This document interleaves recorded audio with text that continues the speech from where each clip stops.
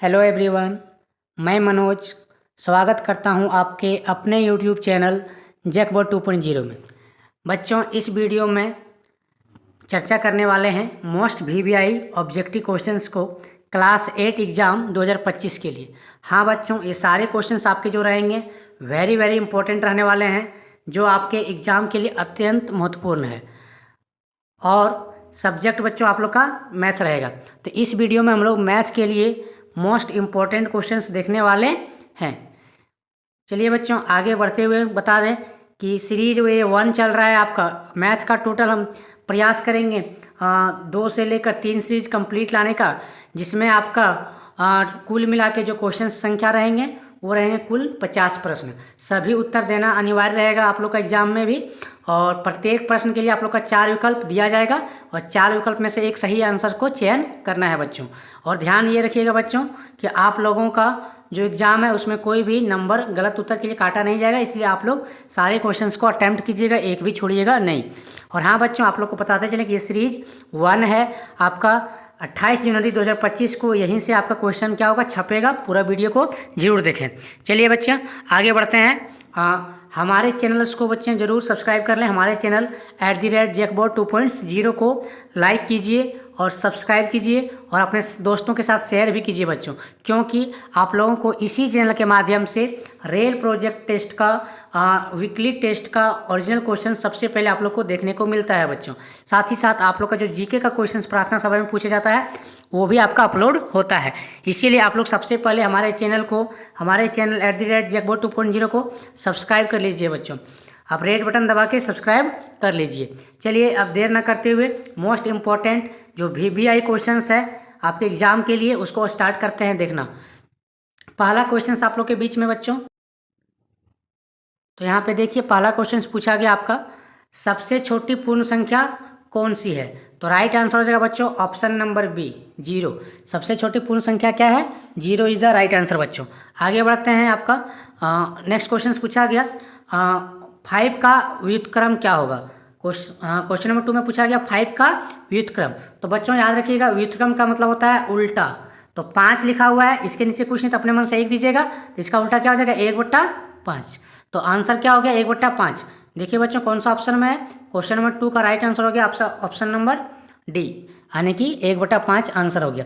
आगे बढ़ते हैं क्वेश्चन नंबर 3। क्वेश्चन नंबर 3 में पूछा गया है आपका 19 का वर्ग क्या होगा? तो देखिए बच्चों आपका जो 19 का वर्ग होगा, वर्ग का मतलब स्क्वायर होता है, यानी कि आप 19 को 2 बार गुना कीजिएगा, 19 गुना 19। तो 19 गुना 19 कीजिएगा तो राइट आंसर आ जाएगा 361। चलिए बच्चों, तो आपका क्वेश्चन नंबर 3 का राइट आंसर क्या आ गया? 361। Option number B is the right answer, question number 3 का बी। आगे बढ़ते हैं क्वेश्चन नंबर 4। क्वेश्चन नंबर 4 में देखिए बच्चों 900 का वर्गमूल ज्ञात कीजिए। देखिए बच्चों अगर वर्ग बोला था, हमने वर्ग किया, वर्गमूल बोला है तो आपको लगाना है इस पे रूट। क्या लगाना है? रूट, यानी कि यहाँ पे 2 होगा। वर्गमूल मतलब रूट होगा बच्चों। और रूट यानी कि 900 को कौन सा संख्या को 2 बार गुना करेंगे? तो 30 गुना 30 आप लोग कर लीजिएगा। ठीक है, आपका आंसर कितना आ जाएगा 900। तो यहाँ पे ये बच्चों वर्गमूल में क्या होता है कि अगर आप 900 को 30 गुना 30 करते हैं तो आ गया, तो 2 को मिलता है तो 1 ठो बाहर आता है वर्गमूल में, तो 2 ठो 30 मिला तो 1 ठो बाहर आ गया बच्चों। ठीक है, तो 900 का वर्गमूल क्या होगा? 30 राइट आंसर होगा। तो क्वेश्चन नंबर आपका 4 का राइट आंसर क्या हो गया? Option number 1 30। आगे बढ़ते हैं क्वेश्चन नंबर 5। क्वेश्चन नंबर 5 में बोला गया है 11 का घन कितना होगा? 11 का घन, तो 11 का घन कहने का मतलब है बच्चों 11 के पावर 3। अगर 2 दीजिएगा तो उसको वर्ग कहेंगे, 3 दीजिएगा तो घन कहेंगे। तो 11 के पावर 3 हो गया, तो यानी कि 11 को आप 3 बार गुना कीजिएगा, 11 गुना 11 गुना 11, तो इसको आप लोग गुना कर लीजिएगा, आपका आ जाएगा 1331। तो क्वेश्चन नंबर 5 का राइट आंसर क्या हो गया बच्चों? आपका ऑप्शन नंबर सी 1331। जो बच्चे आप लोग जानकारी है ना, आज आप लोग को समझ में आ रहा है तो आप लोग वीडियो को लाइक करते चलिएगा बच्चों, और अपने सहपाठी को भी वीडियो को शेयर कर दीजिए और कमेंट में जुड़ जाइए। आप लोग का आंसर भी बताते चलिए कि आप लोग का कौन सा ऑप्शन का कौन सा आंसर राइट आंसर होगा। चलिए कमेंट करते जाइएगा। आगे बढ़ते हैं क्वेश्चन नंबर 6। क्वेश्चन नंबर 6 में पूछा गया है 8/27 का घनमूल क्या होगा? देखिए बच्चों 8/27 लिखा हुआ है, तो घनमूल का मतलब इस पर हम लोग रूट लगाएंगे, और इस पे जो होगा घनमूल चूंकि बोला है तो इस पर 3 होगा बच्चों, यानी कि 3 का पेयर बनना चाहिए। तो 8 आप बोल सकते हैं 2 दूनी 4, 4 दूनी 8, और वहीं पे आप 27 को बोल सकते हैं 3 तिया 9, 9 तिया 27। ठीक है बच्चों, तो यहाँ पे आप लोग टोटल 3 का पेयर मिलेगा तब जाके घनमूल निकलेगा। 3 को 2 मिला तो आपका 1 2 बाहर, 3 को 3 मिला 1 2, हाँ 1 3 बाहर, तो आंसर क्या हो गया 2/3 बच्चों। तो क्वेश्चन नंबर आपका जो 6 है, 6 का राइट आंसर क्या हो गया 2/3। Option number A is the right answer. आगे बढ़ते हैं बच्चों क्वेश्चन नंबर 7। आगे बढ़ने से बता दें बच्चों आप लोग का वर्ग और वर्गमूल ये दोनों को समझिएगा, और क्योंकि इससे क्वेश्चंस आने ही वाले हैं आपका घन और घनमूल। ठीक है, ये जो आपका जो 4 क्वेश्चन अभी हम बताएं इस चारों क्वेश्चन इंपॉर्टेंट है, जरूर इससे क्वेश्चन आएगा बच्चों। आप लोग वीडियो को पॉज करके दोबारा भी समझ लीजिएगा। चलिए आगे बढ़ते हैं क्वेश्चन नंबर 7। क्वेश्चन नंबर 7 में पूछा गया 5 के पावर 3 का सही मान क्या होगा। तो देखिए 5 के पावर 3 कहने का मतलब है आप इसी 5 को 3 बार लिखिएगा, ऐसा नहीं कीजिएगा 5 या 15, गलत हो जाएगा। 5 को आपको 3 बार गुना करना है, तो 5 25 25 25 125 राइट आंसर हो गया। तो क्वेश्चन नंबर 7 का राइट आंसर क्या हो गया बच्चों 7 का राइट आंसर हो गया आपका बी, यानी कि 125 इज द राइट आंसर। आगे बढ़ते हैं 8। क्वेश्चन नंबर 8 में पूछा गया है आपका x के पावर 0 का मान क्या होगा। तो x के पावर 0 का मान बच्चों आपका 1 होगा। x के पावर 0 ही नहीं बच्चों, आप किसी भी पावर का एक बड़ा संख्या ले लीजिए, इसका पावर 0 लगा लीजिए 1 होगा। a और b लगा लीजिए के पावर 0 लिखिए 1 होगा। समझ पा रहे होंगे बच्चों, किसी भी पावर 0 का मान आपका 1 होता है। तो क्वेश्चन नंबर 8 का राइट आंसर हो गया आपका option number B, 1 is the right answer. आगे बढ़ते हैं क्वेश्चन नंबर 9 में। 9 में बोला गया एक संख्या ए बी का विस्तृत रूप है। तो देखिए बच्चों ए बी लिखा हुआ है, इसको विस्तृत कीजिएगा तो ए गुना बी होगा। तो राइट आंसर देखिए आप लोग का कौन सा हो गया। देखिए बच्चों यहाँ पे थोड़ा सा मिस्टेक है, ए गुना बी होगा यहाँ पे, ठीक है। तो 3 इज द राइट आंसर। आगे बढ़ते हैं क्वेश्चन नंबर 10 में। क्वेश्चन नंबर 10 में पूछा गया आपका कौन सा संख्या 3 से विभाज्य है। तो 3 से विभाज्य करने का मतलब है बच्चों 3 से कौन सा नंबर है जो भाग लग जाएगा। तो बारी बारी से ऑप्शन देखिए 120 है, आप इसको 3 से भागा लगाइए, 3 चौक 12, 0 का 0, पहला ही ऑप्शन कट गया बच्चों। 10 का राइट आंसर क्या हो जाएगा आपका 10 का ए हो जाएगा राइट आंसर 120। आगे बढ़िए क्वेश्चन नंबर 11 में पूछा गया निम्न में से एक पदीय व्यंजक कौन है। देखिए बच्चों अगर आपका एक्स वाई लिखा है या फिर एक्स स्क्वायर वाई लिखा है तो इसमें बीच में कहीं प्लस माइनस नहीं है, तो इसको बोलते हैं एक पद। क्या बोलते हैं एक पद या एक पदी। वहीं पर बच्चों एक्स माइनस वाई लिखा रहे या फिर 3x माइनस 4 लिखा रहे, तो देखिए यहाँ पे कितने पद हो गए आपका 1 2 1 2, तो ये हो गए बच्चों दोनों मिला, ये दोनों हो गए 2 पद, यानी कि इसको द्विपद बोलते हैं। क्या बोलते हैं द्विपद। और यहीं पे बच्चों अगर हम आप लोग को दे दें इस प्रकार x plus Y plus Z, तो यहाँ पे टोटल देखिए प्लस माइनस जो भी हो कुछ भी हो सकता है, तो आपका 1 पद 2 पद 3 पद हो गया, तो इसको बोलेंगे त्रिपद। अब आप लोग समझ पाए होंगे बच्चों एक पद द्विपद और त्रिपद। तो आपका यहाँ पे क्वेश्चन पूछा था एक पदी कौन सा है। तो देखिए आपका यहाँ पे बीच में किस पे इसमें प्लस है ना, तो इसमें 1 2 यानी कि 2 पद हो गया, ये भी द्विपद हो गया, ये भी द्विपद, यानी कि ये वाला 1 पद हो गया बच्चों, 1 पद है ना। तो आपका राइट आंसर क्या हो गया ऑप्शन नंबर बी। तो 11 नंबर का राइट आंसर क्या हो गया बच्चों 11 का राइट आंसर हो गया आपका ऑप्शन नंबर बी। बाकी जो ऑप्शन दिख रहा है वो सारे बच्चों द्विपद हैं। क्या है द्विपद। अब आगे बढ़ते हैं क्वेश्चन नंबर 12 में। 12 में पूछा गया -2xy का संख्यात्मक गुणांक। संख्यात्मक गुणांक का मतलब है बच्चों आपका संख्या क्या है। तो ये एक्स वाई है, इसके पीछे संख्या क्या दिख रहा है 2, तो 2 नहीं बच्चों -2, क्योंकि माइनस को भी लेना जरूरी होता है। तो आंसर कितना हो जाएगा -2। संख्यात्मक गुणांक इसके पीछे क्या है -2, तो राइट आंसर हो गया आपका -2। 12 का ऑप्शन कहाँ है नीचे में है बच्चों, -2 ऑप्शन नंबर बी में है। तो क्वेश्चन नंबर 12 का राइट आंसर हो जाएगा आपका ऑप्शन नंबर बी -2। आगे बढ़ते हैं क्वेश्चन नंबर 13 में देखिए बच्चों पूछा गया है A square plus 2ab plus B का होल स्क्वायर। तो बच्चों ये डायरेक्ट एक फॉर्मूला है, याद रखिएगा A square -2ab, A square -2ab plus B square, ये फॉर्मूला होता है बच्चों ए माइनस बी का होल स्क्वायर का। तो यहाँ पे ध्यान दीजिएगा तो ऑप्शन में ए माइनस बी का होल स्क्वायर कहीं नहीं है, लेकिन बच्चों अगर ए माइनस बी लिखा हुआ है फिर से ए माइनस बी लिखा हुआ है तो इस चीज़ 2 ही बार लिखा हुआ है, यानी कि हम लोग इसको कह सकते हैं ए माइनस बी का होल स्क्वायर। तो यहाँ पे आपका ऑप्शन क्या हो जाएगा 13 का राइट आंसर हो जाएगा आपका बी, ए माइनस बी को हम लोग लिख सकते हैं ए माइनस बी का होल स्क्वायर। ठीक है बच्चों, तो ऑप्शन नंबर 13 का B is the right answer आपका A minus B into A minus B. आगे बढ़ते हैं क्वेश्चन नंबर 14 में। क्वेश्चन नंबर 14 में पूछा गया है एक्स स्क्वायर -9 का गुणनखंड क्या होगा। तो देखिए बच्चों एक्स स्क्वायर -9 लिखा हुआ है, तो आप इसको क्या कर लीजिए एक्स स्क्वायर -9 को आप 3 का स्क्वायर भी लिख सकते हैं, क्योंकि 3 का स्क्वायर 9 ही होता है। अब देखिए बच्चों एक फॉर्मूला यहाँ से आप लोग को याद करना होगा, ए स्क्वायर -b स्क्वायर बराबर होता है a माइनस बी, और यही चीज़ एक बार होता है बच्चों a प्लस बी, एक बार किस में होता है, प्लस में। तो यहाँ पे आप लोग कह सकते हैं कि एक्स स्क्वायर माइनस 3 स्क्वायर ये square minus B square form में है, तो इसी चीज़ को एक बार माइनस में लिखिए और एक बार प्लस में लिखिए। तो इसका हो जाएगा एक्स माइनस 3 है ना, और एक बार हो जाएगा एक्स प्लस 3। राइट आंसर हो गया बच्चों एक्स माइनस 3 और एक्स प्लस 3। ऑप्शन नंबर देखिए किस में है। तो देखिए बच्चों यहाँ पे आप लोग एक्स माइनस 3 और एक्स प्लस 3 देख पा रहे होंगे। तो क्वेश्चन नंबर 14 का जो राइट आंसर होगा वो आपका हो जाएगा ए, एक्स प्लस 3 और एक्स माइनस 3 राइट आंसर होगा। आगे बढ़ते हैं क्वेश्चन नंबर 15 में। 15 में पूछा गया है 3x प्लस 2 बराबर 5, तो x का मान। ये कितना आसान क्वेश्चन है बच्चों, ध्यान से समझिए। 3x प्लस 2 बराबर कितना दिया हुआ है 5। अब ये प्लस 2 है उधर भेज दीजिएगा, तो 3x बराबर हो जाएगा 5, ये प्लस 2 इधर आके माइनस 2 हो जाएगा। तो आगे देखिए हाँ, ये इधर बचा मेरा 3x बच्चों, 3x और ये 5 में 2 गया तो कितना बराबर में बच गया 3। अब ये 3 3 क्या हो गया, कैंसिल हो गया एक बार में। तो x का मान कितना आ गया बच्चों, 1 आ गया, x का मान 1 आ गया। तो क्वेश्चन नंबर आपका जो 15 का राइट आंसर हो गया आपका option number A is the right answer, 1 हो जाएगा।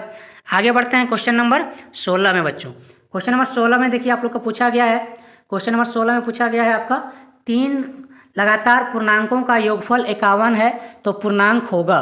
तो देखिए बच्चों मतलब लगातार कोई भी 3 लगातार करने का क्या मतलब है, 5 6 7 सबको जोड़िए, क्या 51 आ रहा है। इसी तरह मान लीजिए 16 17 18 सबको जोड़िए, क्या 51 आ रहा है। तो कोई भी 3 लगातार नंबर को जोड़िए, अगर 51 आ गया तो राइट आंसर हो गया आपका। तो ऑप्शंस को देखिए आप, तो ऑप्शंस में अगर आप लगातार वाला नंबर्स को जोड़िएगा तो ऑप्शन जो राइट आंसर हो जाएगा आपका बच्चों 16 का, वो हो जाएगा आपका बी में अगर आप 16 17 18 को जोड़िए, जैसे यहाँ पे देखिए ऊपर में लिखे हैं 16, फिर लिखे नीचे में 17, फिर यहाँ पे लिखे 18, तो 6 7 13 और 13 8 13 8 21 हो गया बच्चों। 21 का एक हाथ में कितना रह गया 2, 3 और 2 इधर 5, 51 आ गया कि नहीं आ गया।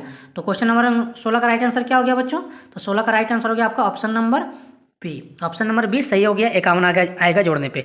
आगे बढ़ते हैं क्वेश्चन नंबर 17 में। क्वेश्चन नंबर 17 में पूछा गया है 40 का कितना प्रतिशत 16 है। देखिए बच्चों पूछा 40 का कितना प्रतिशत, हमको नहीं पता तो x प्रतिशत मानेंगे, बराबर कितना लिखेंगे 16। तो 40 का 40 लिखेंगे, का मतलब होता है गुना x का लिखेंगे x, और प्रतिशत के लिए नीचे होता है 100 बच्चों, बराबर कितना होगा उधर 16। आगे देखिएगा ध्यान से, ऊपर बता रहे हैं ये 100 इससे गुना हो जाएगा बच्चों, तो 100 गुना क्या होगा 16 होगा, और ये जो 40 है x के साथ लगा हुआ है वो कहाँ आ जाएगा नीचे आ जाएगा। तो ये जीरो कैंसिल हो गया, 4 का पड़ा में 16 4 बार में कट गया, और यहाँ पे बच्चों 4 गुना 10 हो जाएगा, तो 4 दें कितना हो जाएगा 40% है ना बच्चों। तो राइट आंसर क्या आ गया 40%। तो क्वेश्चन पूछा गया था 40 का कितना प्रतिशत 16 है, तो राइट आंसर हो जाएगा 3, यानी कि 40 का आप 40% निकाल लीजिए। देखिए 40 का 40% निकाल रहे हैं तो 0 0 कट गया, 4 चौक 16 आ गया। तो राइट आंसर क्या होता है 40 का 40% होगा। कितना प्रतिशत होगा 40 का 40%, 16 होगा बच्चों। तो 17 का आंसर बी सही होगा, ऑप्शन नंबर सी सही होगा बच्चों, 40% सही होगा 17 का सी। आगे बढ़ते हैं बच्चों क्वेश्चन नंबर 18 में। 18 में देखिए पूछा गया है 50 आमों के समूह में 60% आम बिल्कुल पके हैं, तो पके हुए आमों की संख्या ज्ञात कीजिए। देखिए बच्चों टोटल कितना आम है 50 आम है, कितना प्रतिशत पका है 60%, तो 50 का निकाल दीजिए 60%, प्रतिशत के लिए नीचे में 100, ए जीरो कैंसिल हो गया, ए जीरो कैंसिल हो गया, 5 छक कितना हो गया बच्चों 30, यानी कि 30 आम ऐसा है जो क्या है यहाँ, चूंकि जो प्रतिशत दिया वो पक्का का ही दिया हुआ है, 50 आम पके हुए हैं और पके का ही पूछा है, तो 50 का 60% निकाल दिए कितना आ गया 30, राइट आंसर आपका। तो क्वेश्चन नंबर 18 का राइट आंसर क्या होगा बच्चों आपका ऑप्शन नंबर सी 30। अब इसी में बच्चों क्वेश्चन घुमा के पूछ सकता है कि अगर पक्का 30 है तो कच्चा कितना है, तो टोटल 50 था, 30 पक्का, तो कच्चा कितना हो गया बच्चों 20 आंसर होता अगर कच्चा पूछता तो। समझ पा रहे होंगे। चलिए आगे बढ़ते हैं क्वेश्चन नंबर 19 में देखिए बच्चों पूछा गया है यदि x बराबर 1 और y बराबर -2 है तो x square plus Y square. तो यहाँ बच्चों क्वेश्चन लिखा हुआ है x square plus Y square, और देखिए बच्चों यहाँ पे आपका सबका मान दिया हुआ है x, यानी कि x का मान 1 है, तो आप यहाँ पे 1 का स्क्वायर कीजिए, प्लस y का मान कितना है, y का मान -2 है, तो y का मान -2 का स्क्वायर कीजिए। आगे देखिएगा बच्चों गलती कहाँ करते हैं बच्चे, 1 का स्क्वायर तो 1 आएगा, यहाँ पे 2 का स्क्वायर 4 कर देते हैं या माइनस कर देते हैं, गलत होगा बच्चों, क्योंकि -2 का स्क्वायर करने का है मतलब -2 गुना -2, ये माइनस कट जाएगा, 2 दूना 4 होगा, तो ये तो प्लस में आ गया, तो 1 का 1 लिखे, ये प्लस ये माइनस प्लस बन जाएगा, तो 2 दूना 4 प्लस में आएगा, तो 1 4 5 जोड़ के आएगा, तो 1 4 कितना हो जाएगा 5 हो जाएगा बच्चों, 1 4 जोड़ेंगे कितना हो जाएगा 5। तो इस तरह इसका जो राइट आंसर हो गया आपका बनाइएगा तो 5 आएगा, ऑप्शन नंबर इसका जो सी है सही हो जाएगा, 19 का सी, यानी कि 5 जोड़ के आएगा बच्चों। आगे बढ़ते हैं 20। क्वेश्चन नंबर 20 में पूछा गया था 7 के घन के इकाई अंक क्या होगा।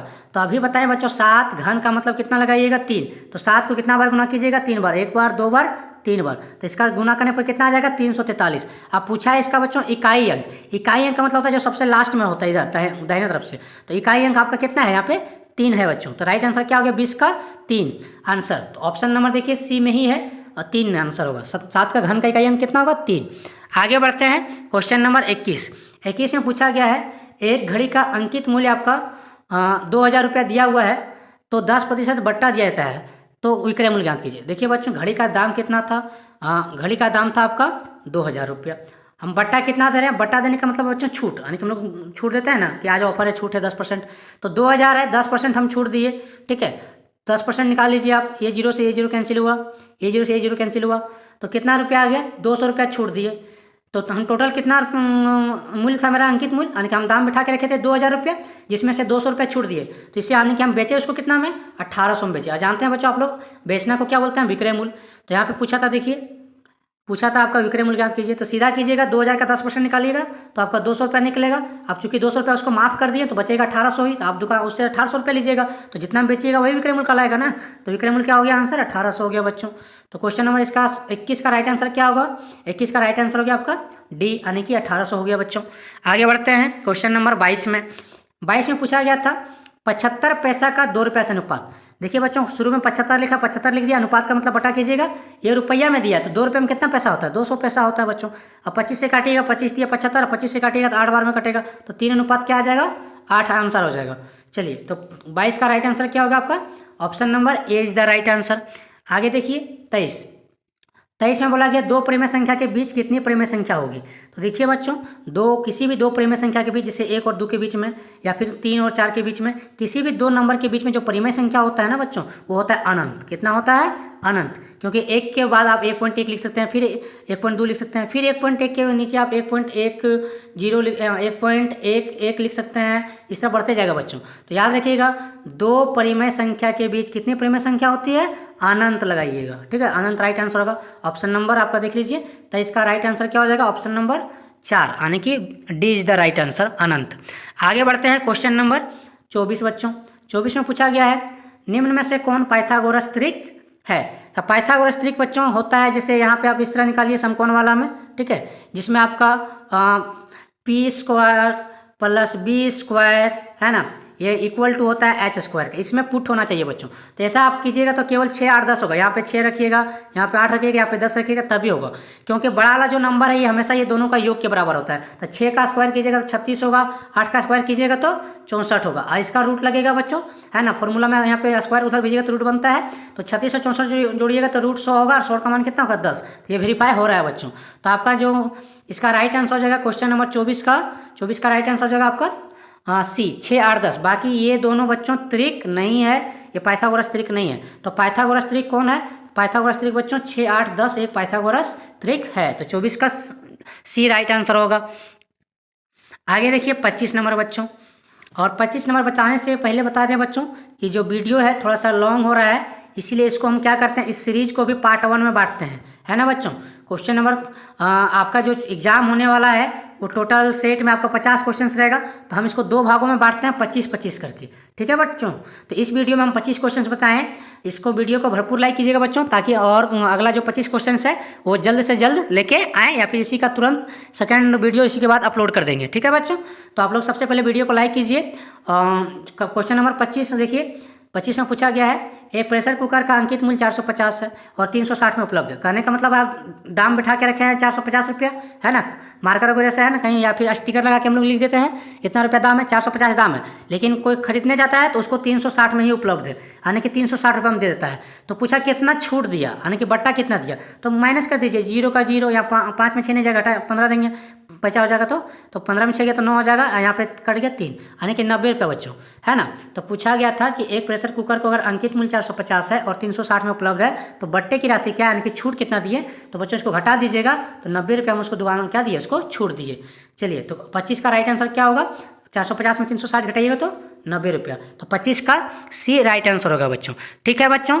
अगर वीडियो आप लोग को अच्छा लगा है तो आप लोग लाइक कीजिए और चैनल को सब्सक्राइब कर लीजिए, क्योंकि अब सभी क्वेश्चन जो आने वाला है सारे इंपॉर्टेंट होगा आपके एग्जाम के लिए। चलिए बच्चों, आप लोगों को जाते जाते एक अच्छा जो आपका डायरेक्ट एग्जाम में कौन से पूछा जाएगा वो कौन का आप लोग को एक शॉर्ट टाइम में बता देते हैं। देखिए बच्चों, ये कौन के प्रकार हैं और कौन के प्रकार से आपके कंफर्म क्वेश्चंस आने वाले हैं, तो इसको ध्यान से समझिएगा ज़रा। तो देखिए आप लोग का बताते हैं, पहला बताते हैं न्यून कोण। न्यून कोण किसे कहते हैं बच्चों? सीधा याद रखिएगा, जो 0 डिग्री से ज़्यादा हो और 90 से कम हो। देखिए लिखा है ना, 90 से कम सभी कोण को क्या कहते हैं? न्यून कोण कहते हैं बच्चों। तो देखिए न्यून कोण क्या होता है? 0 से अधिक होना चाहिए, 90 से कम होना चाहिए। यानी कि 0 से लेकर 90 के बीच वाले कोण को क्या कहते हैं? न्यून कोण। यानी कि 1 हो जाएगा, 2 हो जाएगा, इस तरह जाते जाते आपका बच्चों लास्ट 89 डिग्री तक कौन सा हो जाएगा? न्यून कोण। तो समझ गए बच्चों, न्यून कोण याद रखिएगा, 0 डिग्री से अधिक और 90 डिग्री से बच्चों कम, 90 से कम, उसको हम लोग कौन सा बोलते हैं? न्यून कोण बोलते हैं। चलिए आगे बढ़ते हैं। तो बच्चों अभी आप लोग को बताएं 90 से कम, तो पूरा पूरी 90 को क्या बोलेंगे? तो पूरा पूरी 90 यानी कि 90 डिग्री को बोलेंगे समकोण, है ना बच्चों? याद रखिएगा 90 डिग्री को क्या बोलते हैं? समकोण बोलते हैं। नेक्स्ट देखिए बच्चों, अधिक कोण।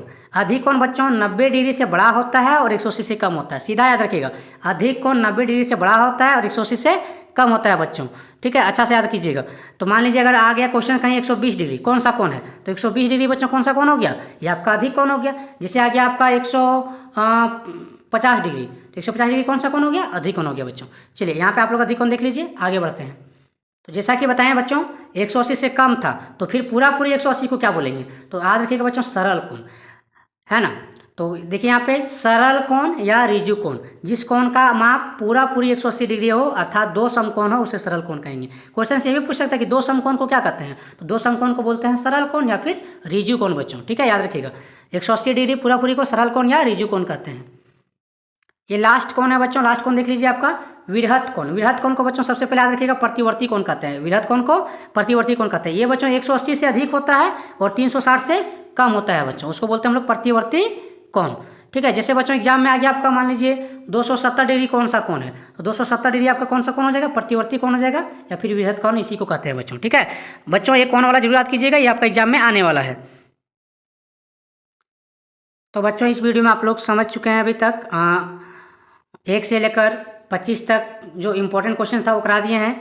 इसी का सीरीज 1 का ही पार्ट 2 लेकर आएंगे, जिसमें आपका 26 से लेकर 50 तक क्वेश्चंस कराएंगे बच्चों, जो सारे इंपॉर्टेंट रहने वाले हैं। तो वीडियो को आप लोग लाइक सब्सक्राइब जरूर चैनल को कीजिए। धन्यवाद बच्चों, जय हिंद, जय झारखंड।